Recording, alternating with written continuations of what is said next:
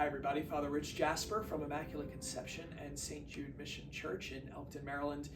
It is Good Friday, a sacred day for us, a day to remember that God in His love gave His life on the cross so that we would be set free. If you go to your parish today for the Good Friday service, you'll hear the entire Passion of John read again. So I can't obviously read the whole thing today, but I do want to read a part of it and reflect just on a certain part of it. So I'll pick up where John writes that Jesus had just been crucified.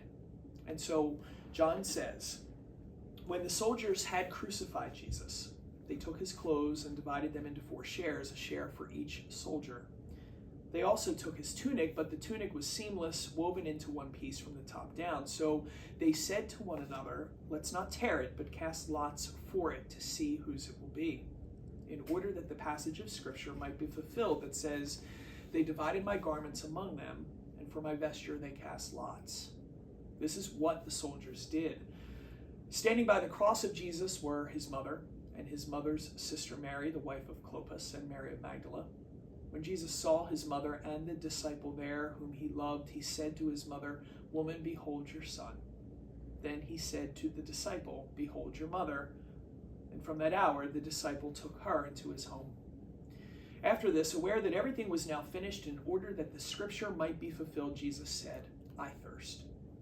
There was a vessel filled with common wine.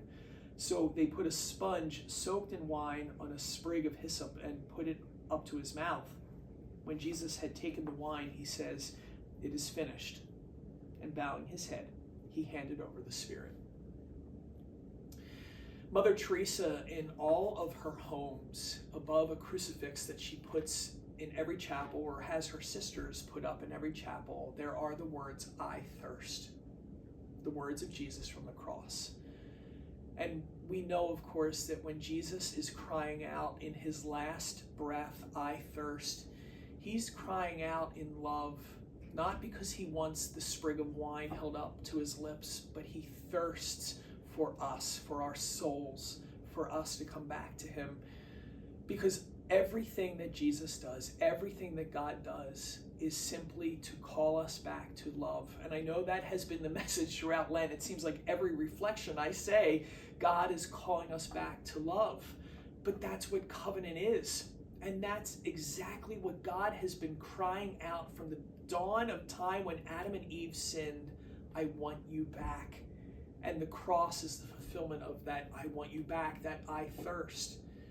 And so into that space where he's crying out, I love you, and I'm pouring out my love for you, I also focus on the fact that beautifully, at that space where he's pouring out his life, his heart, his love, his everything for us, his mother is there. His mother is there, and the disciple whom he loved, not named, by the way, they're there because that disciple represents you and me. And isn't it beautiful that Our Lady, his mother and our mother, in that moment, God is saying, when he could be focusing on his own pain, his own suffering, he's actually thinking, I love you enough to give you my mom, and my mom will take care of you. But at the same time, he says to the beloved disciple, you and me, run to my mom. Watch out for my mom too. Look, even in that moment of the cross, love and relationship is developing. God is making sure that we walk with each other and have each other, especially in moments of the cross. And I think that's such a beautiful reflection to pray with too, that no matter where we stand, at whatever cross we're standing under right now, our own, or perhaps someone else's, Our Lady's with us. And Jesus is there because he's already won the victory. He's won the battle. And when we place our crosses at his, we know that he never lets us go, that he's there, that he says, you will find victory in me, and my mom will make sure that you're not alone in that journey. So on this Good Friday, as we ourselves come to that moment and that space of love, that love for all time poured out for all the world, we come with our own pains, struggles, crosses, fears, doubts. We just place them before his very cross. And we say to the Lord, I love you. Thank you for loving me. I love you. Thank you for giving me your mother. I love you. Thank you for letting me have this space and this church community to know that no matter what we face, we walk the cross and the Calvary road together. And when we do so, we always find resurrection in and through the gift that you give to us. Thank you for thirsting for us, Lord. Thank you for saying, I love you enough to pour out my life.